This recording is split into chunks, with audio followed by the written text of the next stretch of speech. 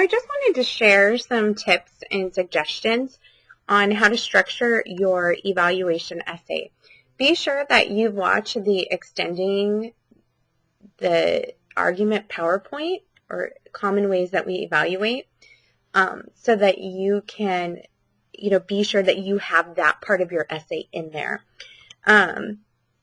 Whenever you start an essay, one thing you want to look at is purpose and audience. Your purpose in writing this essay is to evaluate the article. So when we evaluate in very basic terms, we talk about something being ineffective or effective. Some other people are arguing that maybe the article misrepresents the situation. You can argue that it's just incorrect, right? Those are all evaluations of the argument. So think about your audience, though. So our purpose is clear. We are evaluating the argument and extending it in some way. Who is your audience? Are you like Slaughter, where she defines a very specific audience? Her audience is high-powered women. Who are you writing to? Make sure that you have that in your mind, because that's how you structure your arguments. Slaughter's arguments don't apply to everyone. Now, if you watch her TED Talk, she does change her argument just slightly, and she makes it more inclusive. But her argument in Women Can't Have It All is essentially geared to a very specific type of woman, not all women. Poland and Hamblin in Being Happy with Sugar and Unhappy Meals, their arguments are structured for a more general type of audience. They're looking in general at how people eat and the history of it, and so it really applies to more than just a very specific one. So think about your audience and decide who your audience is, because again, that ultimately leads you to what kind of evidence are you going to use. If you're writing about the drought, which one group is, you're probably writing to California. There are other parts of the country that aren't experiencing that, and so you can change your perspective and your wording to make it very specific to that audience. You're not talking about water problems throughout the world.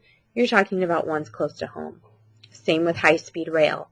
You have more specific audiences. So think about your audience and who they are. In your introduction, okay, you should still have some sort of hook. Okay, introduce the whole context, the whole issue. These are different than our short evaluations where you don't have a lot of space. And this one, you can really sort of introduce the context. You don't necessarily just have to begin this essay with the name of the article and what the claim is. You definitely can, but you don't have to. You have room. So look to the articles we've read. If you look at Tracer's, here is a summary of hers. Also, if you look right here, this is Dorman's. You can look at how he starts his.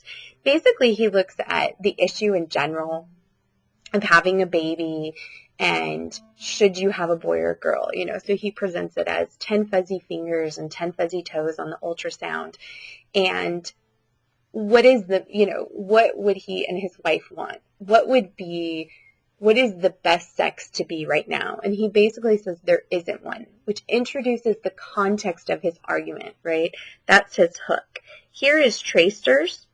The Atlantic's cover story headline, Why Women Still Can't Have It All, depicting a toddler in a briefcase, clutched by a headless woman in dark hose, whom I can only assume is Diane Keaton from 1987's Baby Boom, puts me in mind of a modest proposal. Working women should eat their babies, thus simultaneously solving the problem of childcare and what to make for dinner. No, my proposal is this. We should immediately strike the phrase have it all from the feminist lexicon and never, ever use it again. So essentially, this does a couple of things. It's definitely a hook, right? We're referring to Jonathan Swift's A Modest Proposal when he says, well, let's solve poverty by eating, the babies of the poor. So it's satire. So she has that in there. That's definitely her hook. But then you also notice she talks about Diane Keaton in 1987's Baby Boom. Part of what she is doing, Tracer does in her article, is she associates Slaughter's argument with the 1980s feminism. and says that Slaughter misrepresents feminism, right? That's her extension of the article. That Slaughter is wrong because she misrepresents feminism. So essentially, you have an introduction that hooks the reader in. It introduces the context of the issue, and fairly specifically. It's not just this broad context like, oh, in California we have water problems, right? Literally, the examples and the imagery she uses points to very specific critiques that she's going to make in the article. Here's an intro. It's from one of my other classes, but it shows like an introduction without transitions.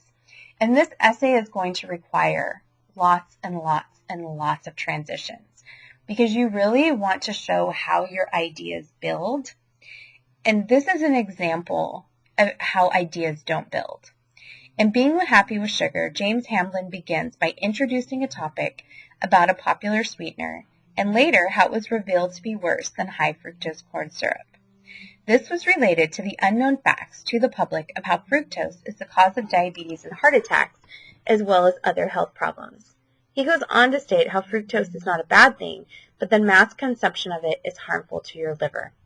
So there's a couple things going on in this one that I want you to notice.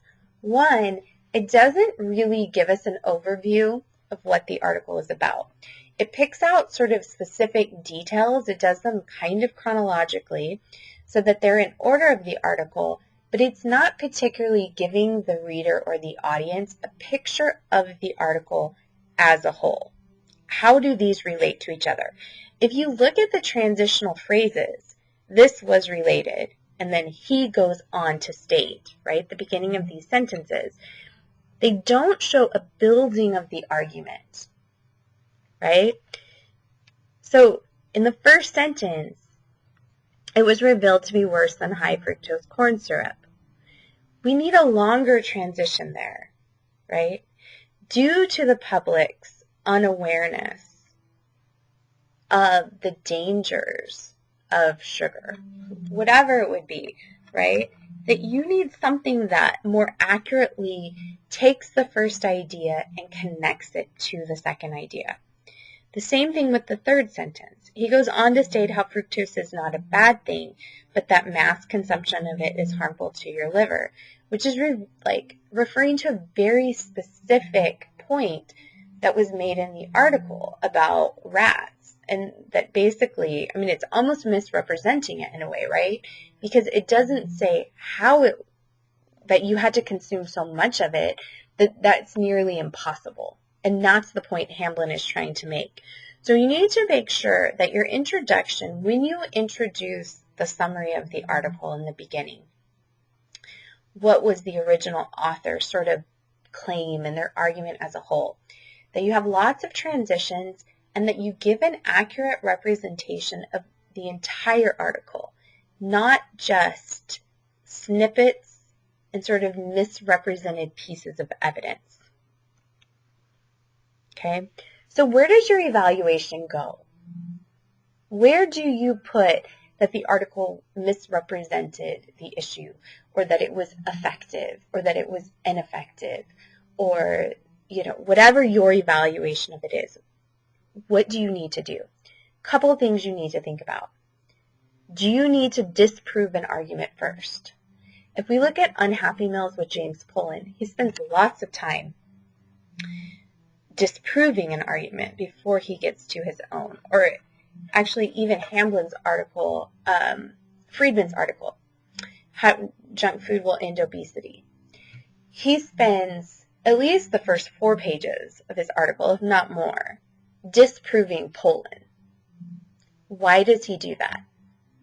He does that because he needs to convince the audience that Pollan is wrong before he can give his claim. So how many paragraphs will your introduction be? It could be several. Okay? Your introduction is going to introduce the issue. It will have your hook. And do you need to disprove the argument first? Maybe. Before you introduce your extension of it. Think about that. So your thesis statement should have two things in it. It should mention the previous article and your evaluation of it. Did it misrepresent? Was it effective? Was it ineffective? Is it just flat out wrong? Okay, so mention that, and then it should also include how you will extend the argument. So you're transforming, are you proposing a new solution? Okay, what is it you're doing? So this week, what I would like you to add to your wikis is into Wednesday, when you send me your Wednesday proposal, that you have a clear thesis statement. Please let me know if you have any questions. Thank you.